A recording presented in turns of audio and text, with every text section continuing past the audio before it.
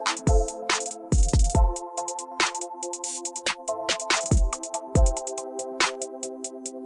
right, so today we're diving into the world of power and strategy. We're going to be looking at Robert Greene's The 48 Laws of Power. Well, this is a good one. It's a book that's really all about kind of peeling back the layers and understanding how power works, not just historically, but also in our everyday lives, right? Yeah, and it's not about, brute strength or authority. It's about those subtle ways, almost invisible, that influence kind of plays out all around us in our interactions. Yeah, and you know what I find so fascinating about this book is that it kind of turns those traditional ideas about teamwork and alliances on their head. Like Law 20, for example, do not commit to anyone. Right. That's a good one. What's so interesting about that is that, we're always told to collaborate, to build relationships, but Greene's saying that committing too early, taking sides before you absolutely have to, it actually weakens your position. It's true. He argues that, by holding back, you actually become more desirable. You become this sort of prize coveted by everyone because no one knows for sure where your loyalties lie. Right. And that puts you in a position of power. Right. Instead of being reactive, you can dictate the terms almost like a chess player, planning your moves in advance. Exactly. It's funny. It makes me think of the Queen of England and that, her strategic neutrality during all those big European conflicts. Oh, that's a perfect example. She didn't just jump into alliances. She waited, she observed, and that helped her maintain her power and influence. Yeah, even as those other nations were getting pulled into these wars, she held back. Oh, It's classic. And it's something we could apply in today's world too, right? Whether it's negotiating at work or even navigating those tricky family dynamics, sometimes the most powerful position is the one that keeps everyone guessing. yeah, keeps them on their toes. Okay, so Law 20 is all about staying non-committal. But then we get to Law 21. Play a sucker. To catch a sucker, seem dumber than your mark. Now, this one always takes me back to that scene in Wall Street, where Gordon Gekko says, the most valuable commodity I know of is information. Oh, yeah. It's all about acquiring that info. And sometimes the best way to get that information is to make your opponent feel like they've got the upper hand, like they're the smartest one in the room. Make them feel good about themselves a little bit. A little bit, yeah. It disarms them. And it makes them more likely to reveal their true intentions or, maybe even make a careless mistake.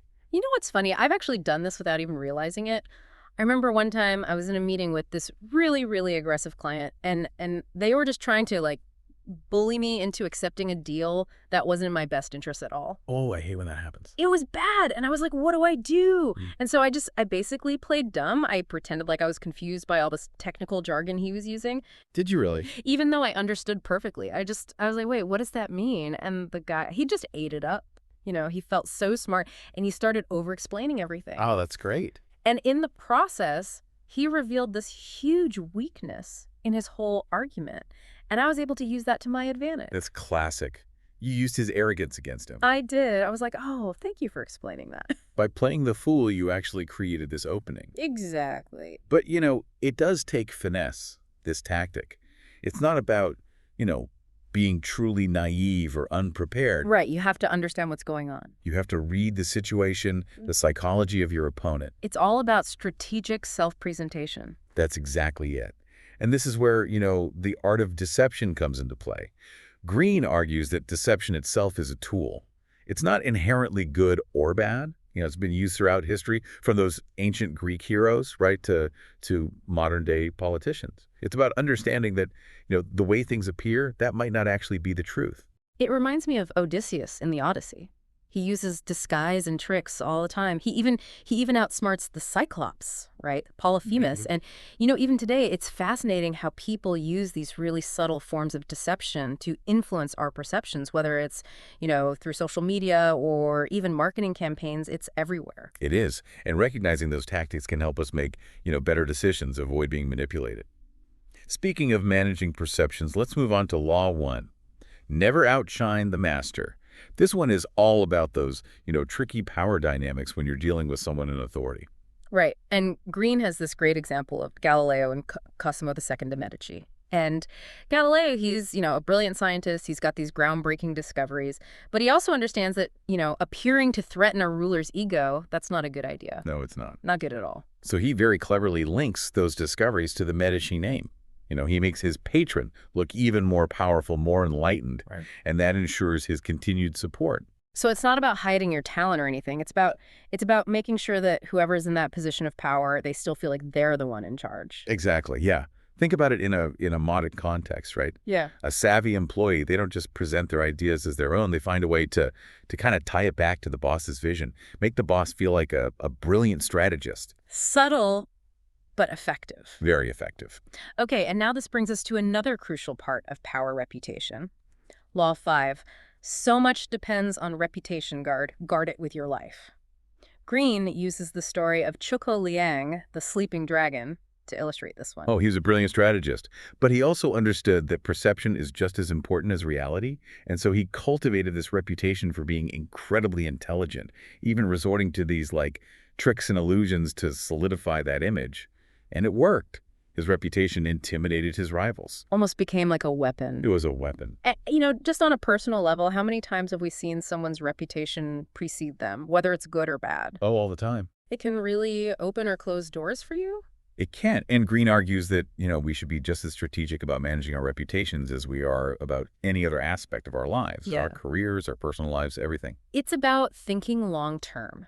A single misstep, a careless moment, it can have lasting consequences. It can? It's a good reminder to be mindful of how our actions, our choices, contribute to the overall narrative of who we are. Right. And it's not just about protecting your own. Greene also talks about the power of strategically attacking the reputations of your enemies. He uses examples like the Roman Emperor Augustus, who used these like propaganda and smear campaigns to discredit his rivals and then, solidify his own power. Right. It's a reminder that information and how it's used can be a really powerful weapon in this game. Speaking of strategy, let's talk about Law 9.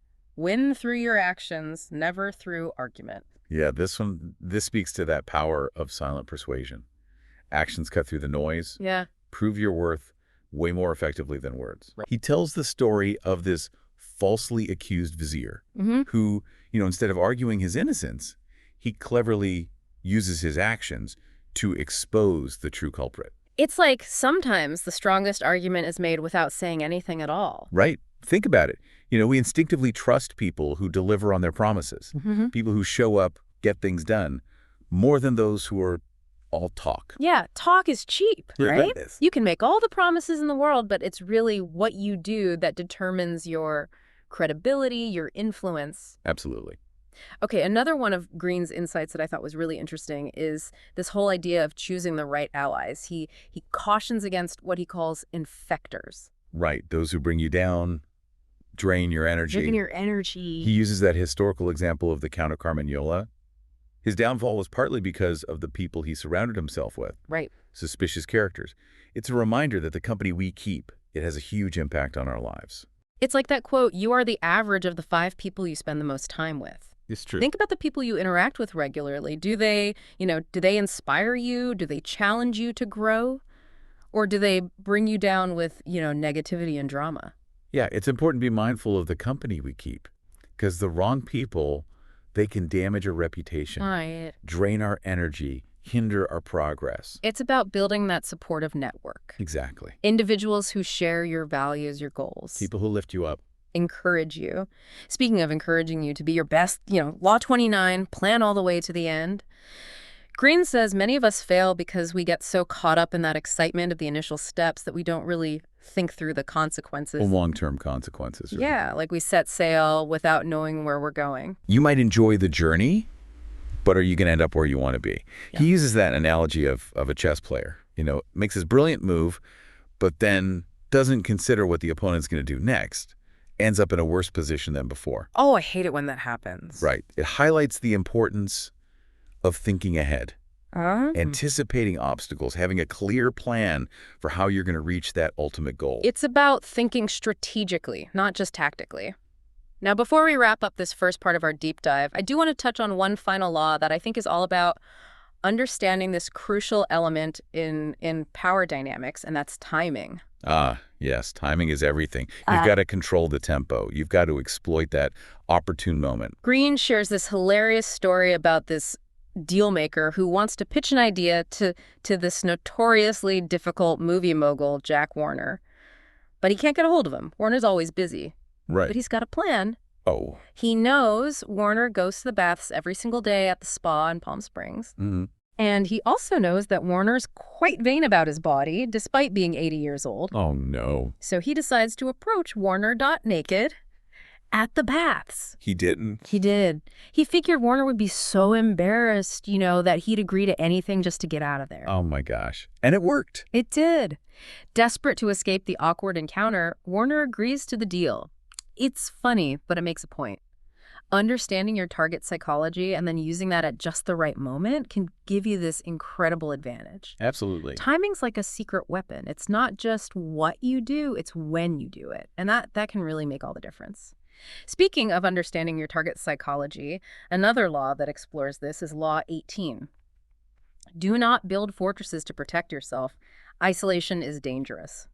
Now, this one's interesting because we tend to think of power as something that we acquire and then we protect. We build walls around it. Yeah, we hoard it. Yeah. But Greene says, no, true power comes from connection. It comes from building alliances and really cultivating that network of influence. Yeah, he argues that isolating yourself, even if it's for security, actually makes you more vulnerable. Like, no man is an island. Exactly. We need those connections, those relationships to not just thrive, but to survive in this game of power. Right. Greene uses Louis IV as an example. He built this extravagant palace of Versailles. Oh, yes. Not just to impress, but to control his court. He kept everyone close. He was always watching. Constantly observing, manipulating. Keep your enemies closer. It's more than just a phrase. It's a strategy for control. Yeah. Think about it in the workplace, right? If you're isolated, you miss out on valuable information. You're left out of key decisions. Right. You become an easy target. You're out of the loop. But if you're engaged, you're building relationships, gathering intelligence, you're in a much stronger position. You're in the know. Exactly. This makes me think of another law. Law 19. Know who you're dealing with. Do not offend the wrong person.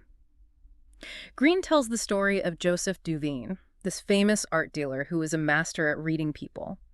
He would meticulously research his clients, their tastes, their insecurities, their routines, just to understand how to best approach them. That's fascinating. Yeah, it wasn't just about selling art. It was about understanding the psychology of his buyers. He was a master of persuasion. He was. Because he knew who he was dealing with. That's such a valuable lesson, not just in business, but in life, right? Mm. How many times have we misjudged someone or made a decision without really understanding their motivations, and it's led to problems, missed opportunities, conflicts? Greene argues that we should be as strategic about assessing the people we interact with as we are about anything else. Observe their behavior, listen carefully, and pay attention to how they treat others. It's all about knowledge, right? It is. Knowledge is power. But knowing how to use that knowledge, that's the key. Okay, now I want to shift gears for a bit and talk about one of the more controversial aspects of this book, and that's the whole idea of manipulation. Yeah. Many of these laws deal with using, deception and strategy to influence others, which, to be honest, can feel a little ethically gray. Yeah, that's true. And I want to be clear, we're not advocating for using these tactics to exploit or harm anyone, but Greene's point is that these tactics exist, and understanding them can help us protect ourselves from those who might use them against us. It's about recognizing those patterns so that we can make better decisions, avoid being taken advantage of. Exactly. For example, Law 12, use selective honesty and generosity to disarm your victim. It talks about how strategically offering a small gift or showing a little vulnerability, that can lower someone's defenses, right? Right. Think about that classic con artist. They'll, create this sense of trust, obligation before they make their move. They reel you in. It's like the story of Count Victor Lustig, the con man who, get this, conned Al Capone. Wait, Al Capone? The gangster? The gangster. Yeah. How do you pull that off? Lustig approached Capone with, one of those propositions that seems too good to be true, and he asked Capone to invest $50,000 in a scheme, promising to double his money in 60 days.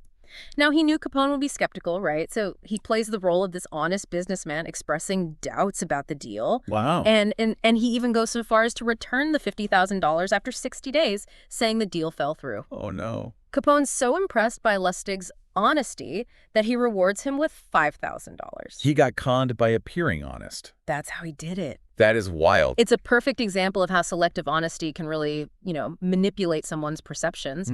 He understood that even these ruthless people, they crave authenticity. That's interesting. And so by appearing vulnerable, he disarmed Capone. Wow. Achieved his goal. That's a good reminder that we need to be discerning. Right. Not just take things at face value. Sometimes, the most charming people, the most generous people are the ones with the most to hide. Exactly. Another law that touches on this art of persuasion is Law 13. When asking for help, appeal to people's self-interest, never to their mercy or gratitude. It's a good one. This one seems especially relevant today, I think. It's easy to get caught up in our own needs and forget that everyone else is looking out for themselves as well. Right, and Greene argues that appealing to someone's self-interest is much more effective than relying on their goodwill. He gives the example of the island of Corcyra. They needed Athens' help to defend themselves, but instead of pleading for mercy, they argued that this alliance would benefit Athens by, weakening their enemy. So they framed it in a way that would benefit both sides. Exactly. Purely self-interested, but it worked. It's a powerful example. It is. Think about it in a job interview. Okay, yeah. Instead of just listing your skills, you focus on how your abilities can solve the company's problems. Right. Highlight that win-win scenario. Exactly. It's not about being manipulative. It's about recognizing that people are more likely to help you if it benefits them as well. Absolutely. Okay, now, speaking of understanding motivation, let's look at Law 28. Enter action with boldness. This one might seem kind of counterintuitive when we're talking about deception, strategy. We think about cunning, subterfuge. Yeah, we think about being sneaky. Right. But Greene's saying boldness can be a form of deception. How so? It throws people off balance, makes them question what they see. Makes them guessing. Keeps them guessing. He uses the example of Genghis Khan. His audacity and unconventional tactics helped him conquer huge parts of Asia. He understood that boldness could intimidate his enemies. Oh, yeah, for sure. And inspire his followers. Right. It created this momentum, made him seem unstoppable. So it's about projecting confidence. Confidence, yeah, and decisiveness, even when you're not 100% sure of the outcome. Right. That can be incredibly powerful, especially in those moments when others are hesitant or maybe even a little afraid to act. It's true. Think about it in a negotiation. If you're timid, unsure of yourself, you give the other person the advantage. Right. You lose your footing.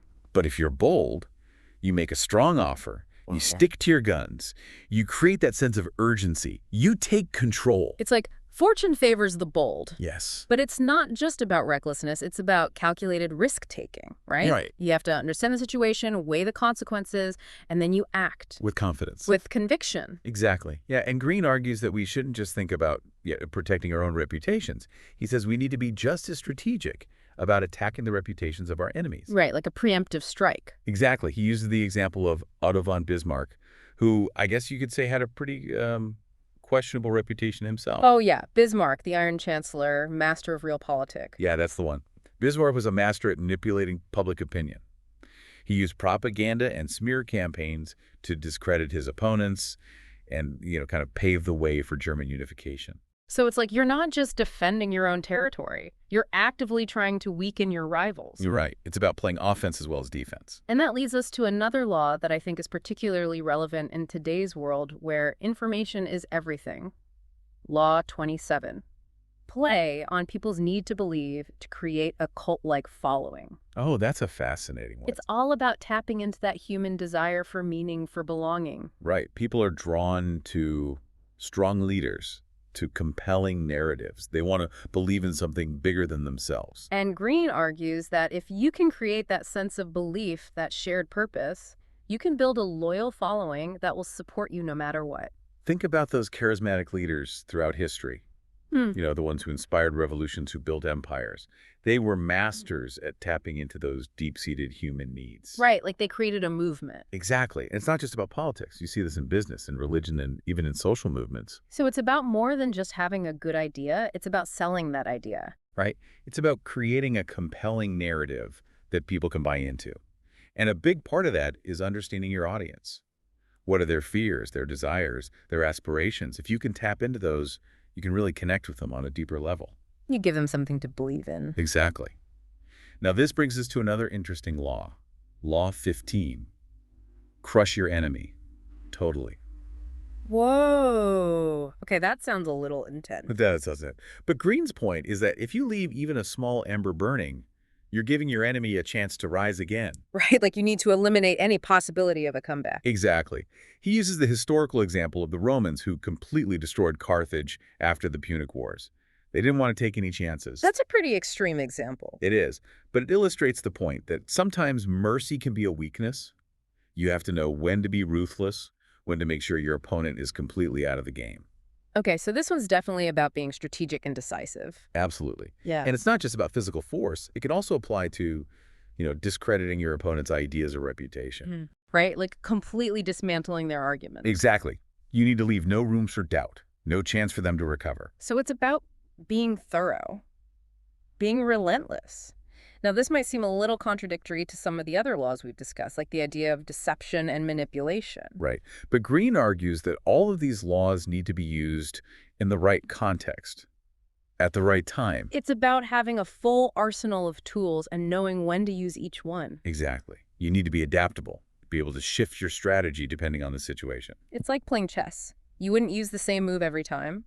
You need to anticipate your opponent's actions and adjust your strategy accordingly. Precisely. And that brings us to another crucial element of power. Concentration of forces, Law 14. Pose as a friend, work as a spy. Ah, so it's about gathering intelligence. It is. Greene argues that the more you know about your opponent, their strengths, their weaknesses, their motivations, the better equipped you'll be to defeat them. So you need to be observant. You need to be a good listener. Exactly. He uses the example of the Chinese general Sun Tzu, who famously said, "If you know the enemy and know yourself, you need not fear the result of 100 battles." That's a great quote. It is, isn't it? It highlights the importance of self-awareness as well as knowing your opponent. So it's not just about spying on others. It's about understanding your own strengths and weaknesses as well. Exactly. It's about having a clear understanding of the battlefield, the players, and the stakes. Now, speaking of stakes, let's move on to Law 42. Strike the shepherd, and the sheep will scatter. This one seems pretty straightforward. It does, doesn't it? But it's a powerful principle. Greene argues that instead of wasting time and energy fighting off individual opponents, you should focus on taking out the leader. The one who's really in control. Exactly. Once the leader is gone, the followers will be demoralized and disorganized. Did they lose their direction? Right. Think about it in the context of a company. If you want to make a real impact, don't just focus on lower-level employees. Go after the CEO, the one who's calling the shots. So it's about aiming for the top. Exactly. Hit the head, and the body will die. Now, we've talked a lot about strategy, about psychology, about how to gain and maintain power. But what about those times when we're on the receiving end of someone else's power plays? How do we protect ourselves? That's a great question. And it's something that Greene addresses in a number of his laws. One of the most important is Law 38. Think as you like, but behave like others. So it's about blending in, not making waves. To a certain extent, yes. Greene argues that if you want to survive in a world of power dynamics, you need to be careful not to stand out too much. You don't want to attract unwanted attention. Right, especially if you're dealing with someone who's more powerful than you. So it's about being strategic about when to assert yourself and when to lay low. Exactly. You need to pick your battles. Choose your moments carefully. It's like that saying, don't poke the bear. Exactly. Now, while it's important to be cautious, Greene also emphasizes the need for self-reliance, Law 26. Keep your hands clean. So this is about maintaining a sense of integrity. It is. Greene argues that you should never get your hands dirty with the messy details of power struggles. Delegate those tasks to others. Let them take the fall if things go wrong. So you maintain a distance from the action. Exactly. This allows you to appear above the fray while still maintaining control. It's like being the puppet master. You're pulling the strings, but you're not directly involved. Precisely. And this ties into another important law, Law 36. Disdain things you cannot have. Ignoring them is the best revenge. Oh, this one's about letting go of resentment. Greene argues that if you fixate on things you can't control, you're only going to make yourself miserable. You give those things power over you. Right. And it distracts you from pursuing your own goals. So it's about focusing on what you can achieve, not what you can't. Exactly. Channel that energy into something productive. Now, as we wrap up this part of our discussion, I want to emphasize that the 48 Laws of Power is a complex and nuanced book. It's not a simple how-to guide for manipulating people. Right. It's more about understanding the forces at play. Exactly. It's about developing that awareness of how power operates in the world and in our own lives. So we can make more informed decisions. Exactly. And hopefully use that knowledge for good. All right, we're back for the final part of our deep dives into Robert Greene's The 48 Laws of Power. We've covered a lot of ground, from strategic non-commitment to understanding, your opponent's psychology, and now we're getting into one of the most fascinating and perhaps misunderstood aspects of power: seduction. Seduction, yeah. And, when people hear that word, they often think of romance, but Greene is using it in this much broader sense. Yeah. He's really talking about, the ability to charm, to persuade, to influence people to get what you want. So more about the art of persuasion, Exactly. creating that kind of aura of desirability that makes people want to follow you. Exactly. He argues that seduction, it's actually much more effective than, coercion or force. It's about winning people over, making them feel like they're choosing to be on your side. Right. Not like they're being forced, not like they're being pressured. Exactly. And this leads perfectly into Law 22. Use the surrender tactic. Transform weakness into power. Now that sounds kind of paradoxical. It does, doesn't it? How can surrendering be powerful? Well, it's not about literal surrender. It's more about this, strategic yielding. Okay. You disarm your opponent by appearing to give them what they want, but you're actually subtly manipulating the situation to your advantage. So it's like that Aikido move. Exactly. You use the other person's force against them. You appear to give way, but you're really redirecting their energy, Right. using their strengths to weaken them. Interesting. Greene uses the historical example of the Melians, this small island that refused to surrender to the Athenians. Yeah, they believed their honor, their sense of justice would protect them. But it didn't. It didn't. The Athenians saw it as a challenge and crushed them. Tragic lesson there. Yeah, it makes you think about those times when we dig in our heels, when we refuse to compromise. It's a reminder that sometimes the most powerful move is knowing when to step back, reassess, and maybe find a more strategic way forward. Right, right. Flexibility. Okay, now you mentioned earlier about those tactics of seduction. Yeah. And one of the key ones that Greene talks about is this idea of mystery. Law 17, keep others in suspended terror.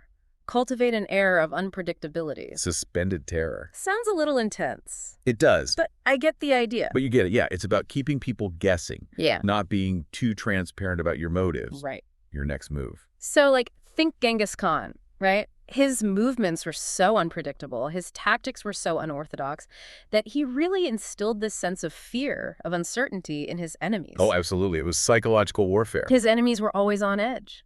Yeah, they never knew what was coming next. And while we're not suggesting you adopt Khan's methods, the principle is the same. In a negotiation, holding some information back can give you leverage. Right. It's like you're not showing all your cards at once. Exactly. You keep the other side guessing, and that can work to your advantage. Okay, so it's about being strategic with what you reveal. Exactly. Now, we've talked about deception, psychology, strategy, but one element that we can't ignore in this game of power is appearance. Oh, yeah. We touched on this with Law 21, playing dumb. Right. But Greene goes deeper, arguing that perception often matters more than reality. Yeah, because we judge people based on what we see, the image they project. First impressions and all that. Exactly. If you can control that image, you can kind of control how people react to you. Right. And this ties into a couple of other laws, like Law 3, conceal your intentions, and Law 10, infection, avoid the unhappy and unlucky. He really stresses the importance of crafting this persona, hiding your true motives, and avoiding anything that might tarnish your reputation. So it's like a curated image. It is, He yeah. uses the example of Talleyrand, Oh, yes. the French statesman. He was brilliant, but also, self-serving. But he had this air of charm and sophistication that allowed him to kind of navigate the world of politics for decades. Yeah, he was meticulous about his image, always dressed impeccably, master of social graces. It's about being adaptable, It is. knowing when to reveal certain aspects of yourself When to hold back. and to hold back. Exactly. And it's not about being fake. It's about understanding that how you present yourself has a big impact on how people perceive you. And how they treat you, ultimately. Exactly. As we wrap up this deep dive into the 48 Laws of Power, I'm struck by how complex this whole topic really is. It is complex. It's not just about, ambition or manipulation. It's about understanding human nature. It is. Recognizing those subtle dynamics of power that are at play in every interaction. Right, whether we're aware of them or not. Exactly. And we need to remember that power itself isn't inherently good or bad. It's a tool. Right. It can be used for different purposes. The Yeah. real question is, how do we choose to wield that power? What are our intentions? Exactly. Are we using it to benefit ourselves and others? Right. Or are we using it to exploit and control? That's the question we all have to ask It ourselves. is. This deep dive has definitely given me a lot to think about, not just in terms of strategy and influence, but also in terms of ethics and responsibility. Yeah. It's a reminder that knowledge is power. But wisdom, I think, lies in using that knowledge wisely. And that brings us to the end of our deep dive. We hope you found this exploration of Robert Greene's The 48 Laws of Power insightful Thought-provoking. and thought-provoking. We encourage you to keep exploring these ideas, observe the dynamics of power in your own life, and use this knowledge to navigate the world, with greater awareness and hopefully with good intentions.